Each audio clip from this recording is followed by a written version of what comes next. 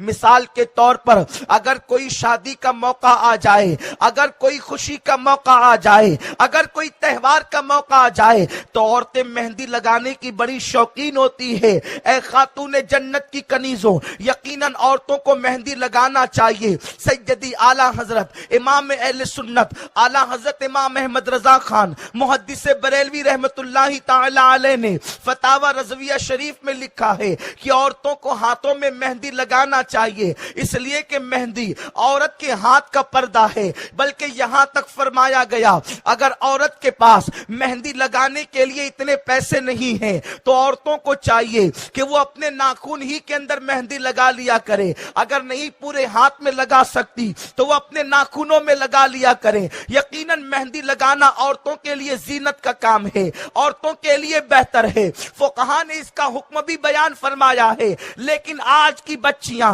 مہندی کے نام پر اور ہاتھ کے اندر پھول پتیوں کے نکالنے کے نام پر غیر مسلم لڑکوں کے پاس، فنکاروں کے پاس جاتی ہے اور اپنا ہاتھ ان کے ہاتھ میں دے کر ان کے ہاتھوں سے مہندی لگاتی ہے، اس لیے کہ عورتیں اور بچیاں شادی اور خوشی کے موقع پر بڑے بڑے فنکار تلاش کرتی ہے کہ کون فنکار ہے جو اچھے سے مہندی لگا سکتا ہے اور میرا ہاتھ سب سے خوبصورت نظر آ سکتا ہے۔ بلکہ اب تو مہندی ہتھیلی سے لے کر کے منگٹ تک اور وہاں سے لے کر کے معاذ اللہ کوہنیوں تک آج کی بچیاں مہندی لگوا رہی ہے، اور وہ بھی غیر محرم لڑکوں سے، وہ بھی غیر مسلم لڑکوں سے۔ مردوں سے تو مہندی لگانا حرام ہی تھا، اس کے باوجود بھی غیر مسلم لڑکوں سے مہندیاں لگوا رہی ہے۔ اے خاتون جنت کی کنیزوں، تم کیا سمجھتی ہو کہ تمہارا ہاتھ تھوڑے دن کے لیے خوبصورت نظر آئے گا؟ اجنبی مردوں سے مہندی لگوانے والیوں،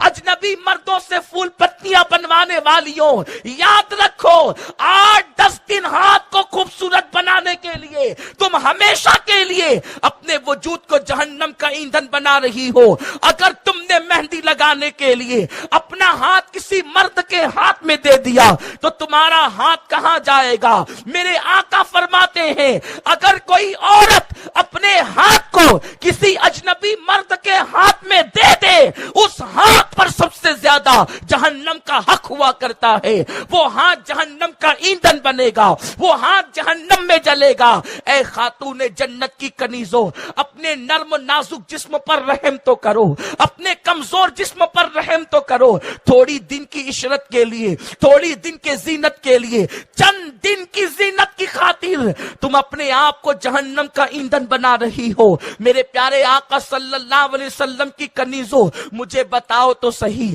آخر تم اپنے جسم میں وہ طاقت کہاں سے لاؤ گی کہ اللہ کے عذاب کو برداشت کر سکو، خدا کے عذاب کو برداشت کر سکو؟ نادانو سنو، تم پتھر سے زیادہ مضبوط نہیں ہو، لیکن ایک مرتبہ اللہ کے رسول صلی اللہ تعالی علیہ وسلم نے مولا کائنات علی مرتضیٰ سے فرمایا، اے علی جاؤ اور وہ جو پہاڑ نظر آ رہا ہے اس پہاڑ سے کہنا کہ اللہ کے رسول نے فرمایا کہ کچھ پانی اپنے اندر سے نکالو اور پانی نکال کر کے دے دو۔ مولا کائنات علی مرتضیٰ جب پہاڑ کے قریب پہنچے ہیں تو پہنچنے کے بعد اس پہاڑ سے فرمایا، اے پہاڑ، میرے آقا نے فرمایا کہ تیرے اندر جو پانی ہے وہ نکال کر دے دے۔ وہ پہاڑ جواب دیتا ہے، علی میرے اندر ایک قطرہ بھی پانی موجود نہیں، اس لیے کہ جس دن اللہ نے اپنے حبیب پر یہ آیت نازل کی، یا ایھا الذین آمنوا قوا انفسکم واہلیکم نارا وقودھا الناس والحجارہ، اے ایمان والو اپنے آپ کو جہنم کی آگ سے بچاؤ اور اپنے اہل و عیال کو جہنم کی آگ سے بچاؤ۔ جہنم کی آگ وہ ہے جس کا ایندھن انسان اور پتھر ہے۔ تو جب جہنم کا ایندھن پتھر کو بھی بتایا گیا اور انسان کو بھی بتایا گیا